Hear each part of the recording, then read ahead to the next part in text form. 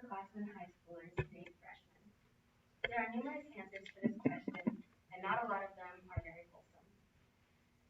Maybe the upperclassman wants to take advantage of the freshman's naivety. Or maybe the upperclassman just can't get any dates his or her own age, which speaks for itself. I did not consider any of this when I was a freshman. Consequently, I ended up learning a lot about my own intuition and not only how to listen to it, but how to follow through and act upon it. Today I would like to tell you a story about a time in my life when I was in a questionable relationship, but I ended up learning a lot about myself. It was the winter of my freshman year in high school, which means it was swim season. So I tried out for the varsity swim team and I made it on. So for the next couple of months, I spent every day after school practicing in the same lane as the varsity swim team captain. Let's call him Peter for the sake of the speech. So Peter was over 2 years older than me. He was a junior at the time, and he would talk to me every day and make me feel really included in the swim program. And before you knew it, Peter had swept me off my feet and we began to date, and he became my boyfriend. And the relationship was fine, but I know now that I had been taken advantage of physically. But it's okay. And then my mom and my friends always told me that it was like a fishy relationship. And honestly, I knew it too. I could always feel that there was something off. But I pushed aside my intuition, and I pushed aside my friends and my mom, and I would tell them that everything was fine and that we were really happy. When I finally had the courage to admit to myself that I was being taken advantage of, I broke up with him.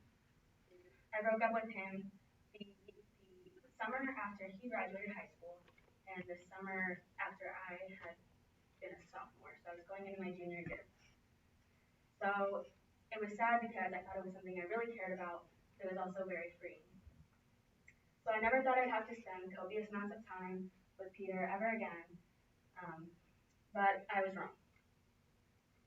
Before I knew it, it was my junior year in high school, and I was walking through the halls of my high school when the athletic director sees me in the hall. And she pulled me in. And I was honestly terrified because she's a pretty scary woman. I mean, there's not very many female athletic directors, and she's one of them, so she's pretty tough. And she sits me down and she goes, Kayla,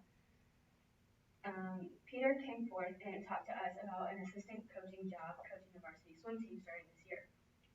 And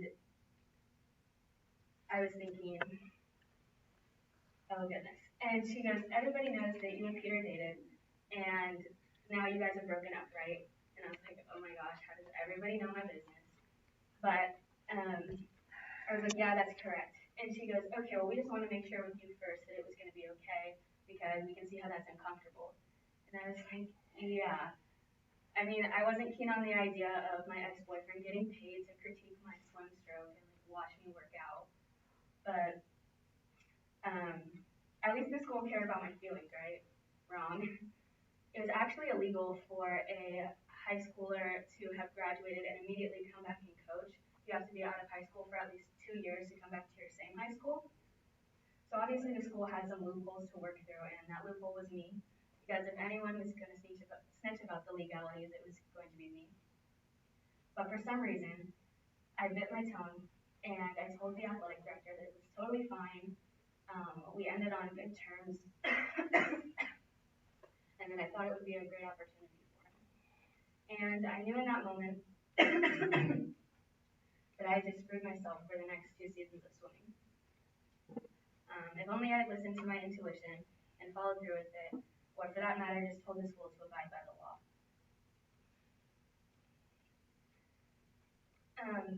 Generally speaking, I can look back on this story and laugh, because not everybody gets to have their ex-boyfriend or ex-girlfriend coach them in a sport. It was definitely an experience for me, but one that I ended up learning a lot from. I want to leave you with a reminder to not only listen to your intuition, but act upon it. If I had done so, I could have saved myself from a parasitic relationship, or just saved myself from 2 uncomfortable seasons of swimming. Like the author Rachel Wolchin once said, never apologize for trusting your gut.